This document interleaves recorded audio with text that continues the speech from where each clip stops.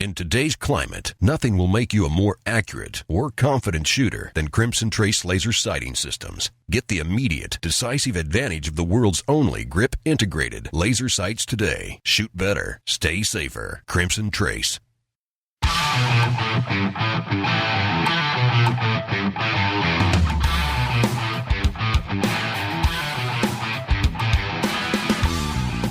Today on Tom Gresham's Gun Talk, we're talking guns, ammo, holsters, and your range reports. Call in now, 866-825-5486 or 1-TOM-TALK-GUN. Now, here's Tom. All righty, we're going to be talking about guns. We're going to be talking about ammo and scopes and all sorts of things. Also, of course, we're going to be talking about gun rights and the people who are trying to take them away from you and me. Also, there is a concerted effort out there to demonize, marginalize, basically almost, well, not even almost, make fun of gun owners as the lunatic fringe. And what's going on with that? And also, we're going to have a discussion about something I predicted at least 2 years ago.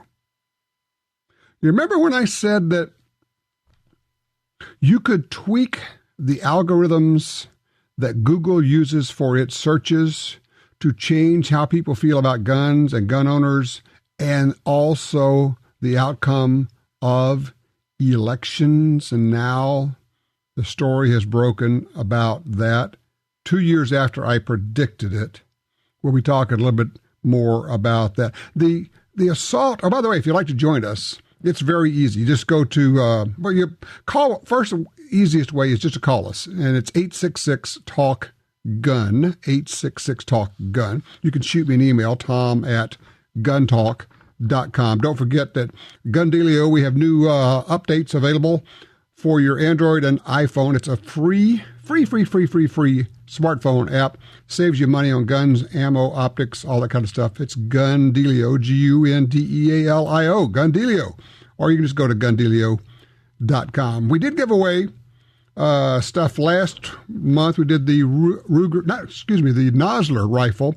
This month, we're giving away the coolest rifle, brand new rifle, the Ruger Precision Rifle. You get to choose your caliber, 308, 6.5 Creedmoor, or 243. You go to guntalk.com/win, W-I-N, and enter for a chance to win that. We, of course, we have new seasons of Gun Talk and Guns and Gear television running. I just got through shooting the first week of First Person Defender, the third season for First Person Defender. I'll be talking about that. Wow, son of a gun, do we ever learn a lot. We put regular old people into self-defense scenarios and see what happens.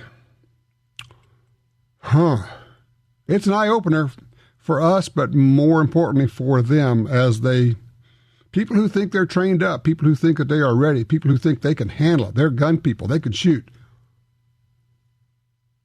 Not so much in many cases. We'll give you some details about that. I talk about the ongoing effort, federal, state, and local, and do not overlook local efforts to strip you of your gun rights, to strip you, in fact, of your guns or ammunition or magazines or whatever they can get their hands on. And joining me to talk about that right now is our good friend, Dave Workman. Dave, of course, from the Second Amendment Foundation, he writes for the Examiner and keeps an eye on pretty much all things gun-related, writes for the New Gun magazine. Hey, Dave, how are you? I'm fine, Tom. How are you? Well, I'm good. I'm watching what you're writing about up there in Seattle. A new tax? What are they doing up there? Well, I'd like to joke that this may be the result of legalizing pot a couple of years ago, but essentially what the president of the Seattle City Council wants to do, and I think this is wholly against the law under the state preemption, they want to pass a tax. They're going to vote on this tomorrow, by the way. Mm-hmm. A $25 tax on the sale of each firearm within the city of Seattle. In addition to that, they're going to tax ammunition at a nickel a cartridge. That means if you're paying $2.50 right now for a box of 50 22 long rifle, you're going to double the price of that thing in a heartbeat. I anticipate that they will pass this thing. There's already talk of legal action. So, we're going to see how this shakes out, and I think it'll shake out pretty darn fast. Well, I mean, they're going to pass this, right? I mean, that's pretty much a given. Yeah, it pretty much is. And as everybody knows, I think who pays attention to what goes on with Washington state politics, Seattle is a liberal kind of a gulag, for lack of a better term. It's an island of liberalism inside of an otherwise fairly red state, or at least a purple state. You get outside of the Puget Sound area, and certainly outside of the Seattle area, you run into a lot of gun owners, a lot of conservative voters. Mm-hmm. We've got a heavy military presence here with the Joint Base Lewis McChord. There's an Air Force base over in Spokane, and eastern mm-hmm. Washington is very conservative. That's gun country over there. So when something like this happens, we're going to see Seattle, I'm sure, be challenged into the state preemption law. Now, just to refresh everybody's memory, back in 2009, when Greg Nichols, who was a founding member of the Mayors Against Illegal Guns, decided to push a ban on firearms in city parks, they tried to dance around the law by saying that this was going to be an administrative rule. It wasn't going to be an ordinance. Mm-hmm. Well, the Second Amendment Foundation, its sister organization, the Citizens Committee for the Right to Keep and Bear Arms, the National Rifle Association, the Washington Arms Collectors, and 5 individual plaintiffs lined up in a lawsuit at the state level to overturn this. We won at King County Superior Court, which is located in Seattle. We won again with a unanimous ruling by the State Court of Appeals. And when Seattle asked for state Supreme Court review, the state Supreme Court turned them down. So we can pretty much expect the same thing to happen here. You have state preemption in Washington, which is, boy, if there was ever an example of why preemption laws are important, it's to keep these petty tyrants on city councils from doing what they want to do and stomping on people's rights. So since you have this preemption law there, this thing's going to get tossed out too. Well, that's certainly our hope, and that's my prediction. I think we're going to have a carbon copy of what happened the last time. We haven't made any agreement or anything, but there's already a hope that we'll get all the groups together again, just like we did last time, find some individual plaintiffs. There's 2 or 3 really good gun shops inside the city of Seattle that will be able to show damage by this. Yeah, because all people are going to do is they're just simply going to drive outside of the city limits, buy their guns, and buy their ammo. It's going to seriously damage the businesses inside the city of Seattle. Yes, it is. And what is astounding to me, break out your pocket calculator and just figure this. The city of Seattle is projecting that it's going to make anywhere from $300,000 to $500,000 annually in tax revenues. And I got a news flash for those people. Business doesn't operate that way. Crazy socialism might, but business doesn't operate that way. The businesses in downtown Seattle that sell firearms are going to take one sniff of this thing, and they're going to say, well, you know what? We just found a place outside the city of Seattle to do business. Bye-bye. And with them, they're going to take all that revenue with them. So instead of a plus $300,000 to $500,000 worth of revenue, the city of Seattle could stand to lose maybe several hundred thousands, if not a couple of $1 million in tax revenue from all the business that these shops do. So now, as I was going to say, Dave, as I look at the West Coast, if you go from Seattle and just keep going south, or go all the way down to Los Angeles, they just passed a confiscation law on magazines. I mean, they're not saying you can't sell them. They're saying now that you can't even own them. You've got to get rid of them. And people say, well, there's no confiscation. We don't have to worry about that. They just passed a law, didn't they? Yeah, they did. And here again, what you have is a municipal government thinking that it can guide the lifestyles, the civil rights of all the citizens of the state in which that municipality is located. Seattle, Los Angeles, Portland, Oregon, it's all kind of the same thing.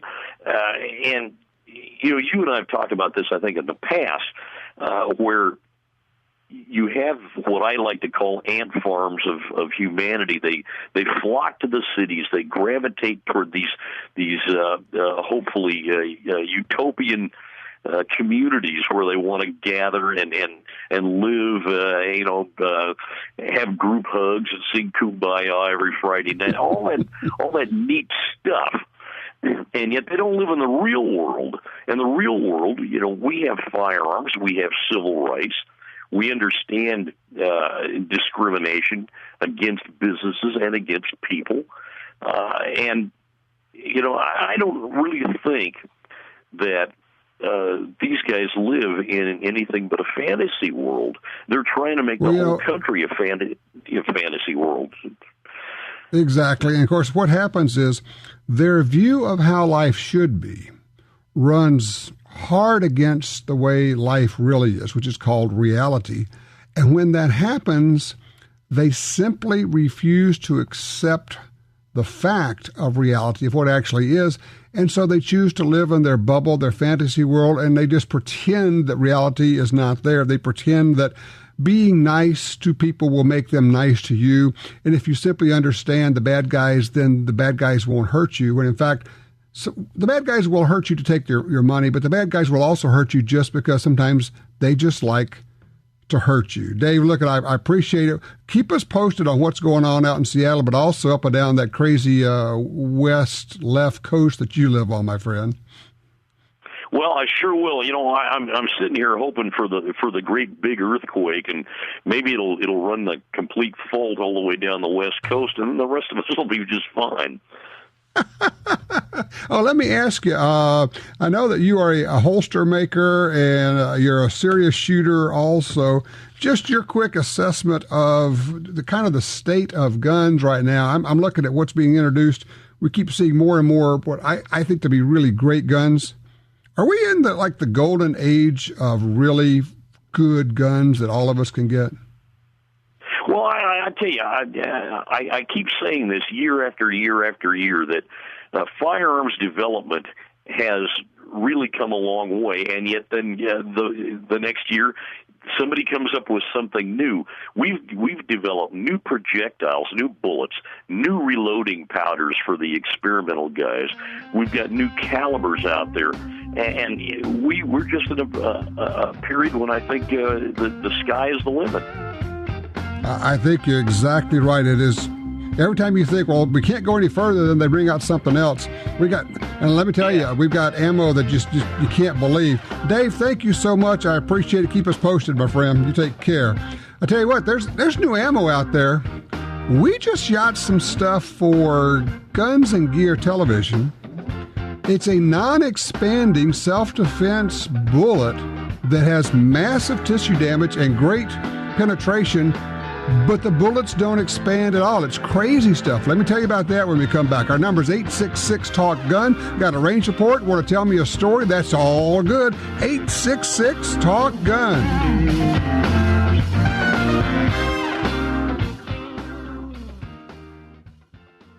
To be truly protected, if you use your firearm in self-defense, you need to carry more than just a gun. You need to carry firearms legal protection. If something happens, you get the very best legal representation. So protect your family. Add your financial security for less than $10 a month. Learn more at firearmslegal.com. That's firearmslegal.com. If you're going to carry, you better carry firearms legal protection. If you're gonna carry, you better carry firearms legal protection. What's the best self-defense gun? It's the one you have with you. The Taurus Curve is the most comfortable gun you can carry, so you will have it with you. It actually curves to fit your body. Ultra comfortable, snag-free. Made in the USA. Built in light and laser. 10.2 ounces of 380 firepower. Double action only. The world's first and only curved firearm. Details at taurususa.com. Alien Gear Holsters, the most comfortable concealable holsters on the planet, introduces the Cloak Tuck 3.0 IWB holster. This all-new concealed carry holster improves the original design with a sturdy spring steel and ballistic nylon core, covered with a soft neoprene backing for ultimate comfort. You have to try this holster to believe it. Get yours now for as low as $43.88 at aliengearholsters.com. Attacks happen every day. How will you react? See real people put into real-life criminal attack situations on First Person Defender. Discover what works and what doesn't. Kidnapping, ATM robbery, home invasion, and other attacks. Learn how to save your life and the lives of your family. Get the entire first season on DVD at shopguntalk.com. Get prepared.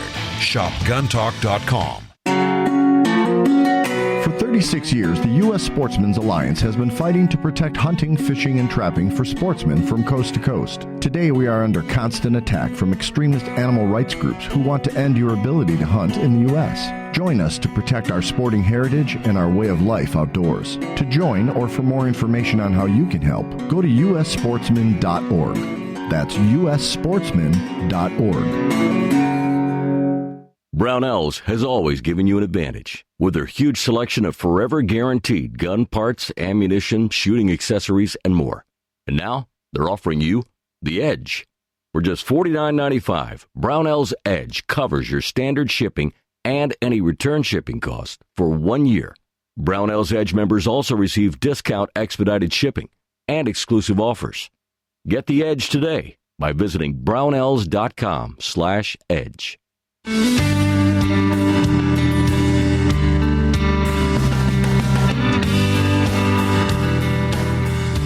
All right, back with you. It's 866 Talk Gun. We'll get you in here. I'm Tom Gresham. Shoot me an email, tom@guntalk.com. On Twitter, follow me at GunTalk. I am at GunTalk on Twitter. Let's see. Brian's called in from Vancouver, Washington, line 3. Brian, this is in the news. What's on your mind? You know how the Internet's anonymity brings out the worst in some people? They're not responsible. Well, recently I've seen some videos of individuals mounting guns to these drones that are becoming more and more obtainable. And I think the potential danger of that is significant, because if you can get a hold of a drone that isn't traced to you and a gun that isn't traced to you, you don't have any personal face-to-face involvement in doing any mischief or illegal activity. And I think there's going to be a real problem with this technology in the near future. And I think it'd be important for gun owners to address this and maybe find ways to circumvent this without impinging on everybody else's gun rights.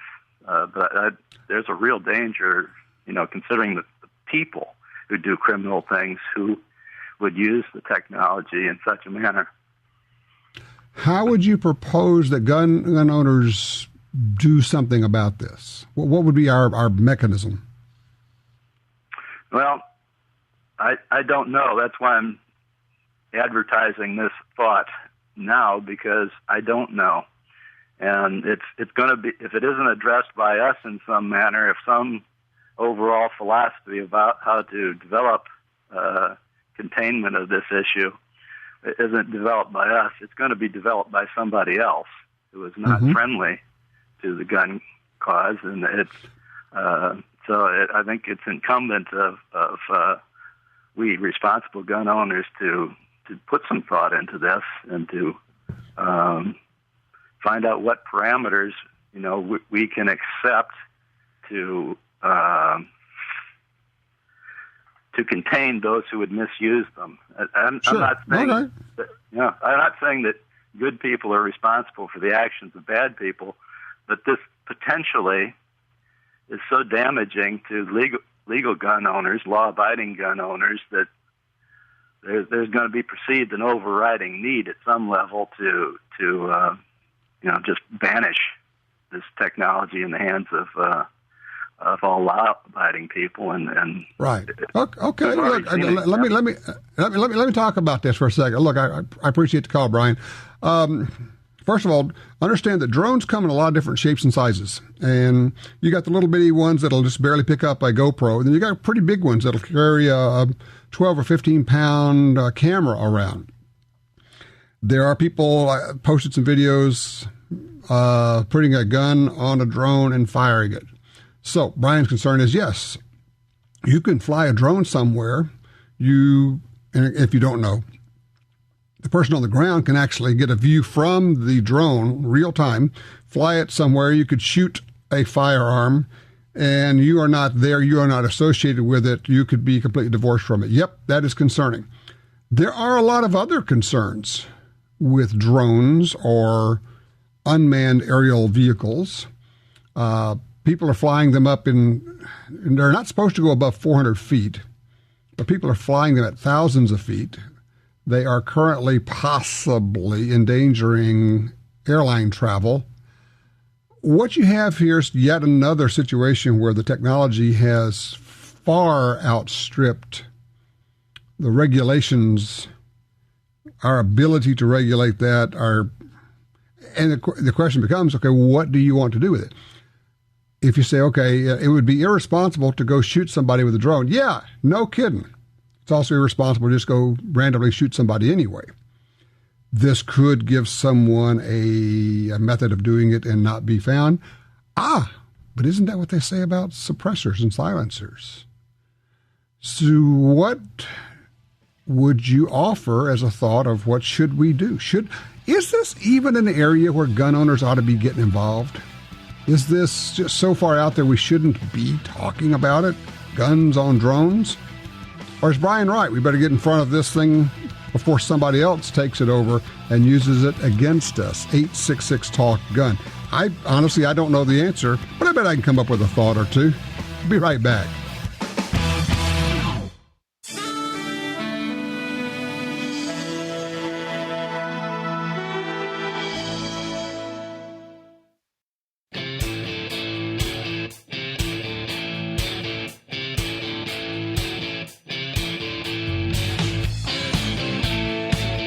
Covering all aspects of gun ownership every week on this fine radio station. You're listening to Gun Talk with Tom Gresham. Oh, yeah, it's a good week. Hard week. Hot week.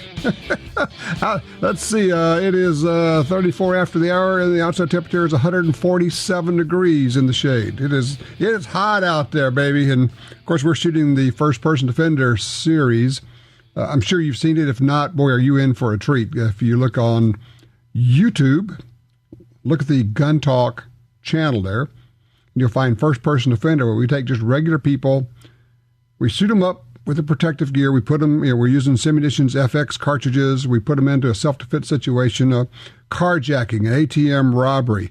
We took some out of the news. Remember the Lynn Russell story where the push-in robbery where she's in the hotel room and guy pushes in the door and goes in. There was a gunfight. Well, we did a push-in on a woman. We had a hotel room. She goes in, guy comes running in behind, pushes in the door with a knife, laid it up on the ground. She's kicking, she's shoving him off of him. He's trying to stab her. She's screaming at him, and she finally gets her gun out. She was visibly, seriously shaken after we did that scenario. And this woman was a veteran Marine. We went out to the range, did some training. Next time, it was a whole different deal. It's a different scenario. Caught her by surprise. She did not expect it, but she did very well. And what we have found, people, I guess this is human nature. It's the old deal of you hear me talk about it all the time, and God, I wish I could just break through and everybody would get what I'm saying. When I say you don't know what you don't know, That can actually be interpreted a couple of different ways. One is that, yes, there are things that I haven't learned. No, that's not what I'm talking about. I'm saying you don't know that there are things you haven't learned. You don't know that there's an entire body of knowledge out there available, that you simply are unaware of this body of knowledge. It's not that you know it's there and you haven't gotten it. You don't even know it's out there. And we found that a lot of these folks come in and they have their concealed carry permit and they've done some shooting, and some of them are actually pretty good shots. But they've never had to shoot and move at the same time. They've never had to work their way quickly through a crowd of people to get to where they could take a shot on a hostage taker. People are messy. People are moving around everywhere. They get in your way. We make sure we get in people's way.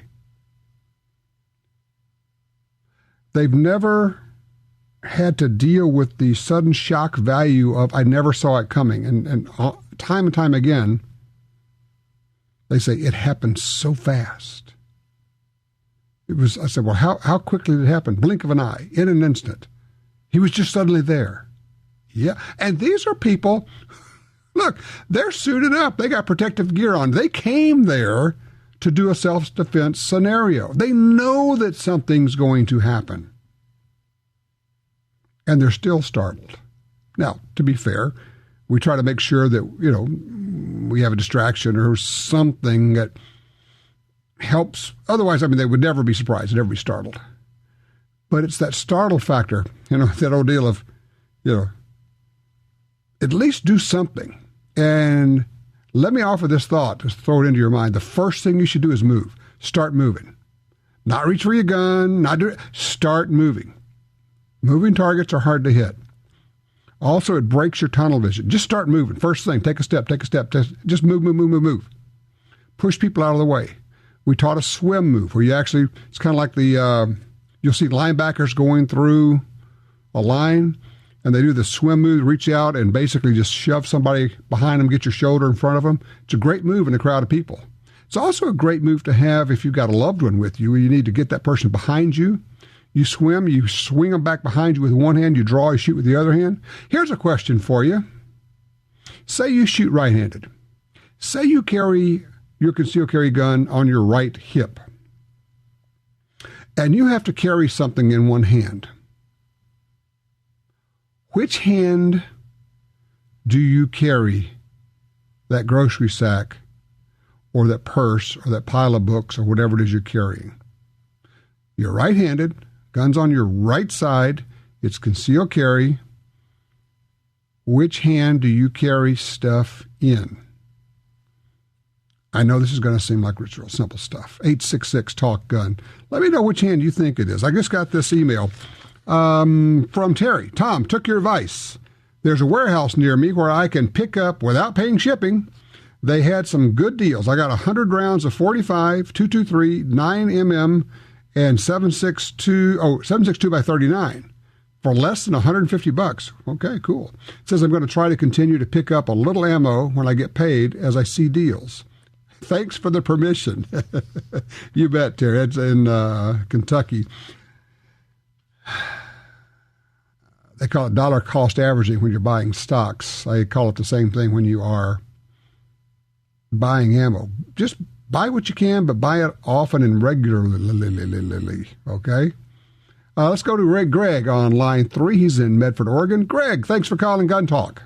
Hey, thanks, Tom. I got a question. I have a Nosler 325 Winchester short mag, and great rifle given to me as a retirement present about 6 years ago, and I hunt with it regularly. My question is, the safety on it is an odd situation. It's a typical little lever on the top right hand of the receiver, and in the forward position it's fire, in the backward position it's safe. That makes sense. But when it's on safe, there's a little dimple in the forward position that's painted red. That to me doesn't make sense. One would think that when it's on fire, the red would show, but it's not set up that way on mine. It's one of those, I think I understand what you're saying, but I would almost have to see a picture or see how it looks. Let me ask you a question. I mean, I'm with you on the fact that normally if it's off, safe, and ready to shoot, you would be able to see the red. That's and then correct. when it's on safe and you can't fire it, you would not see the red. Yes. Is there a possibility, and not looking at it, I'm just kind of guessing here, is there a possibility that it got flipped around or painted wrong or something, do you think? Well, it's actually a little dimple, like you took a little, well, not a center punch, but a little dimple drill hole that's, maybe a 30-second deep. So the red actually kind of, it's not going to wear off. Gotcha. And the fact is, I was hunting with it one time, the first time I ever hunted with it. Well, not the first time, but I was hunting bear and saw one, and I actually missed it because I was fiddling around with it. I wasn't familiar enough with the weapon at that point in time. I had it on red and it wasn't firing, and I didn't understand it. And by the time I got squared away, the bear had gone. I eventually got one, but it's a real odd thing because it came from the factory that way over in Bend, weapon is a great weapon. I really enjoy it and I love it, but I haven't talked to the factory about it. But I thought it was an unusual setup. Well, I have two thoughts on it. One is what you just alluded to. I would give them a call and talk to the factory and say, guys, is this how you set it up, or is there a difference? And who knows? For all I know, that they have changed it and they've got a different lever they could send you. And of course, or they may say, yeah, that's the way we designed it because of this. Okay, fine. But the other thought here, Greg, is this. If you don't like the way it is, a dab of paint will make the red go away and flip the lever, and a dab of red paint on the other side will get it where you want it to be. And that's exactly what I'm going to do to it. I thought, well, I got to run it by you and just see if you had any good ideas, why. But I am going to do that because it certainly makes more sense to me. Okay, well, that'll certainly work. I wish you luck with it. And look, if you end up talking to the folks at Nosler about it, give us a report back and let us know what they have to say. But I would certainly give them a holler before you do anything. Just, bring up the subject and see what their thinking is. They may have another explanation that both of us are going, didn't think of that. I don't know. 866-TALK-GUN will get you in here. I'm Tom Gresham, and this is Gun Talk.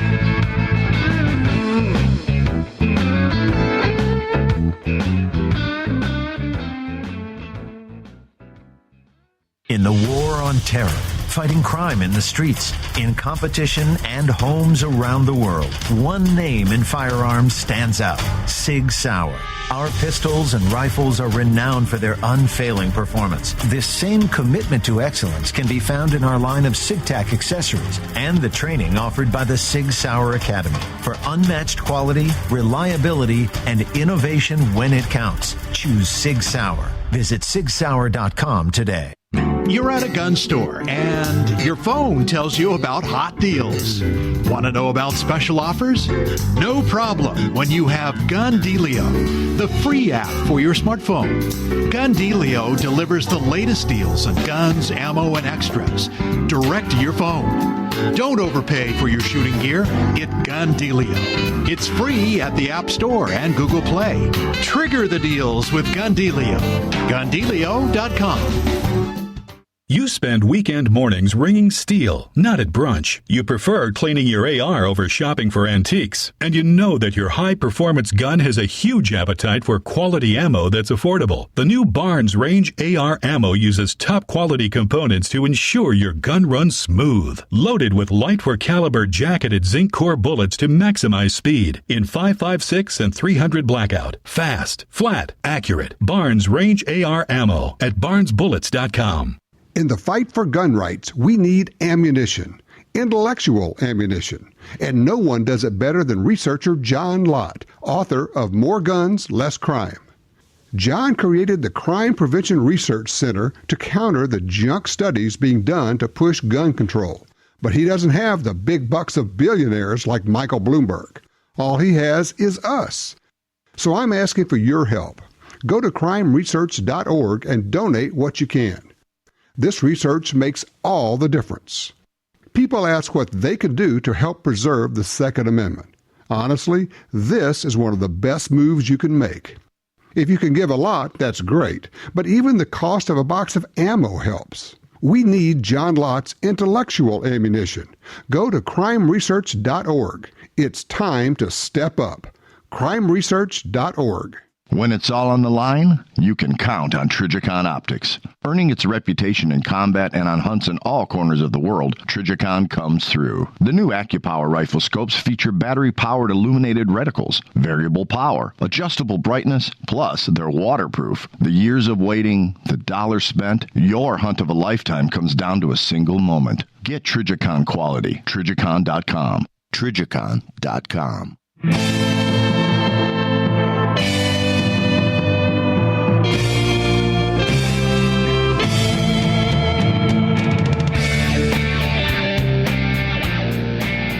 All right, back with you, 866 Talk Gun. Let's drop down all the way to line 4. Randy's out of Boise City, Oklahoma. Hey, Randy, help me out here. Okay. On the nozzle rifle y'all was talking about. You know how everything anymore, we can't put, we have to use icons for everything. So instead of having an F for fire and an S for safe, they put the red dot up there forward to indicate that is the fire position. So you know which way to flip the safety to fire. In a nutshell, that's why they do it that way.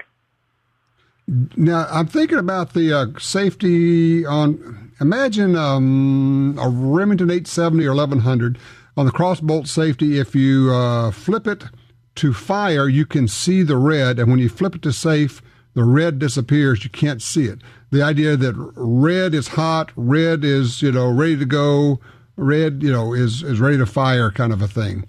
And so I'm trying to imagine in my mind this safety lever on the nozzle rifle, not having one handy here. When you flip it so that the gun will go off, so it's off safe, do you see the red dot then? No, that's why the red dot's forward so that you know that is the fire position for the safety. So when you look at the gun, you're looking down at the receiver. All right, your lever, for lack of a better description, the lever's back and you can see the red. Okay, you know the lever has to go forward to the red to fire. Yeah, and see, to me that seems... I know it seems kind of backwards, but the way that they do everything anymore, you got icons and everything. We can't print a word anymore because I guess people... Oh, yeah, no, of course. I understand that. That's why I can't figure out how to work half the electronic stuff. And, I can't even find what the on-off button is because it's got a little circle and a slash doohickey and going, what is this thing? So I'm with you. I'm just kind of sort this thing out. But, look, I appreciate it. That's good information. Starting to kind of get a handle on this just a wee bit, I think, perhaps, maybe, sort of. I do want to pick up Grant on one out of Elmira, New York. We were talking about these drones. Grant, what do you think? Well, I live near an airport, and I was involved. I'm familiar with radio-controlled cars and radio frequency situations, like the ham radios and shortwave. So we've got three groups here and three organizations that we're going to be working with to coordinate this. I come up with some good regs and some good practices. Now, we know that depending on your municipality and location, in whichever state and county you're in, you may have laws concerning discharge of firearms within a certain distance of an inhabited building, whether it's 500 feet or some other thing like that. Right. But on the aviation side, it's the FAA regulates the aviation side of things. So, that's what you've got. You got the FAA on the aviation side of things. Certainly, you can regulate the discharge of firearms. You got the FCC that's going to control the frequencies. And eventually what we're going to come back to, because we're going to circle the wagons on this, and we're going to end up right back in the same place, which is bad people are going to do bad things. And the good guys are not going to do that. They're now putting GPS limits in these drones so they actually will not operate when they're very close to airports where they might interfere with the operation of aircraft.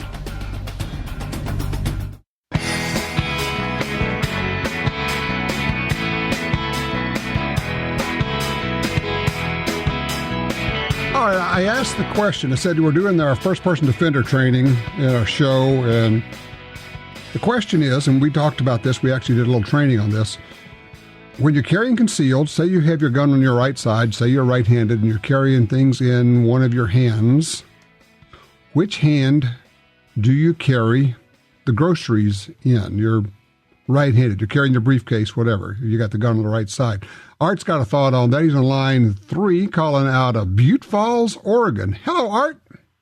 Hello, how you doing today? I am good. So what do you say? Well, I would think, just with my brain, I would think you'd carry them on your right side, bracing it with your left, so that when bad guy shows up, you can brace with your left and unobtrusively reach with your right, hiding your motion behind your grocery bag and grab your gun. Okay, now which hand are you carrying the groceries in? Well, originally I'm carrying them in my right, but I'm always bracing it with my left hand anyway, up against my body, with the right hand's at the bottom of the bag. You keep your right hand behind and at the bottom of the bag and brace with your left, brace the bag with your left up against your body. You can reach for your gun without it being seen, I would think. Okay, I'm talking about say you got like 6 of these plastic grocery sacks, and you got to hold them by the handles, or you're holding a briefcase by the handle or a suitcase by the handle. You're not bracing it. I don't know exactly what bracing it is, but you're not bracing it. You're just holding this thing. It's hanging from your hand. All right. Well, yeah, I guess in that scenario, you do use your left hand. I'm used to using paper bags, so I'm holding them up against my body with both arms. So, but yeah, okay. In that scenario, I guess you'd carry them in your left then, because then you could also use it for a shield to protect you if bad guys shooting at you, especially if you can. Let me throw this out, because I've always thought, well, look, if you're right-handed, you're going to carry stuff in your left hand. And then Chris Serino, who has done a lot of undercover work, police work, federal law enforcement work, he said, well, consider this. It depends on how you're concealing. Say you got your shirt tail pulled out and it's over your gun. You're going to have to clear that garment. And if you're right-handed, you're going to clear that garment with your left hand. So carry the stuff in your gun hand. And that way, while you are dropping the stuff from your right hand, your left hand has already come over, grabbed your shirt, ripped it up, and your right hand can go straight down and pull the gun out. And it was counterintuitive to me until we started trying it, and you went, oh, I'll be a son of a gun. So I'm going to be pulling, in my case, if I'm pulling my suitcase or something, I'm going to be pulling it with my right hand, which is my gun hand, which allows me to quickly get my left hand over, rip the shirt up, expose it. By that time, I've dropped whatever I had in my right hand, and I've reached down with my right hand and pulled the gun out. Does that make any sense? Yeah, actually, that does. Just picturing that in my brain makes a lot of sense. Even more sense to me than my original scenario. I'm just thinking about the way I carry. I felt the same way. When he showed it to me, I thought, well, I would never have thought of that. But that's the value of him having trained hundreds of federal law enforcement officers in undercover work, that type of thing. It's you kind of go, okay, you guys have tried pretty much everything. Being in the middle of a bunch of people, of crowds, of moving through crowds, of working your way. He says, no, he says, try this. And you go, oh, that is so slick.